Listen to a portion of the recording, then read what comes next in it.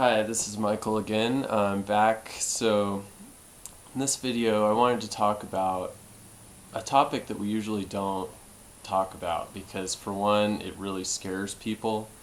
It also brings a lot of negative emotions, negative associations, a lot of blame, and that is suicidal thoughts. When you're thinking about suicide, there's really a lot of resources for people who are having a crisis. Someone who, it's one day, they're just beyond the point of going on. They have, a gun in their hand, the pills, whatever it is, and they're really upset. And that person could benefit from a short-term intervention, being hospitalized, being, really taken care of, swooped up, and taken to a better place. There's a lot of resources for that. I don't really want to deal with that. What's really underreported is the kind of chronic situation, and this happens a lot of times after people have been abused and haven't been able to talk about it, and they've gone through those loops of isolation and trying to deal with it in their own head and compartmentalizing it, and then it always seems to come back. I mean, I guess that's pretty obvious, but we all still try to do it. And then it will come up, and sometimes it comes up in the form of these suicidal thoughts. If you just want to hide and isolate yourself, the end goal of that is to just disappear. And that's really not the solution.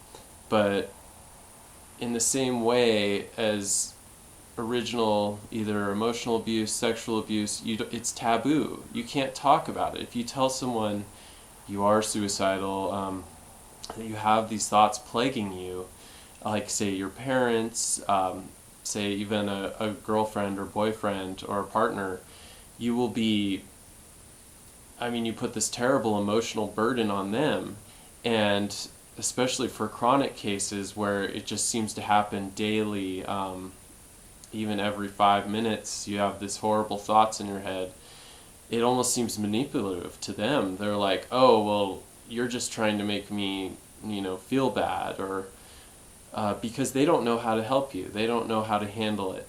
So I would say, first of all, those feelings, your feelings, are not coming from you. They're coming from this kind of coping mechanism that you're trying to use that isn't working.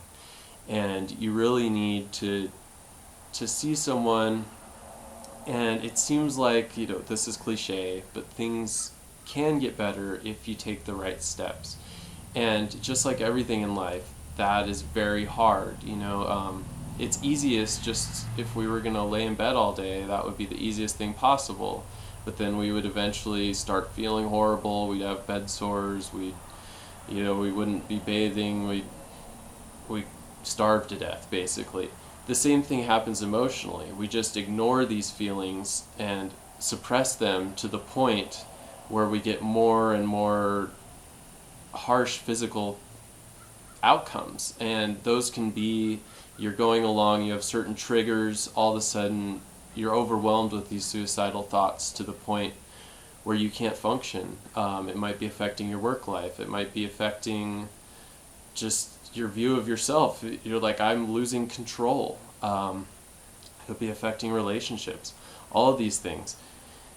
Now, what can really help is to talk to a therapist. Talk to someone who knows, who has a background in these things. If you just discuss it with a random family member, a friend, it can be even force them beyond their own coping mechanisms. They don't know how to handle this because it's something serious. It's something that our society likes to push under the rug. You don't see people having crises on television unless it's just, a breakup, or like, oh, I can't see my six-pack anymore. Those kind of things are dealt with on television, but not this kind of deep, horrible pain. So you really need to see someone and see. They may be able to help you with drugs. It may just take talk therapy, psychotherapy, but there is hope. I guess that's what I want to emphasize here. Just take those simple steps. go through, know that these thoughts will go away. There's a side of you that's not thinking these, and that's being harassed by these thoughts that you need to just end things, you need to kill yourself. That's not the right path. You need to go out there, take the first step, and get help. And it's just such a hard place to be when you're not in that horrible crisis mode where you need to be, institutionalized, basically put in a hospital, but you constantly have these thoughts, and just suppressing them will not make them go away. You really need to take the first step and get on it. And I'm excited if you hear other people's stories that have taken these steps. When you look back, it's actually not that painful, but I know it seems very difficult to get started. So you can watch other people's stories, continue on with more of my videos, but know that we're all going through this together, and post your remarks below. Let others know how you've gotten through this kind of persistent self-hating thoughts, and give hope to others that it actually can be done.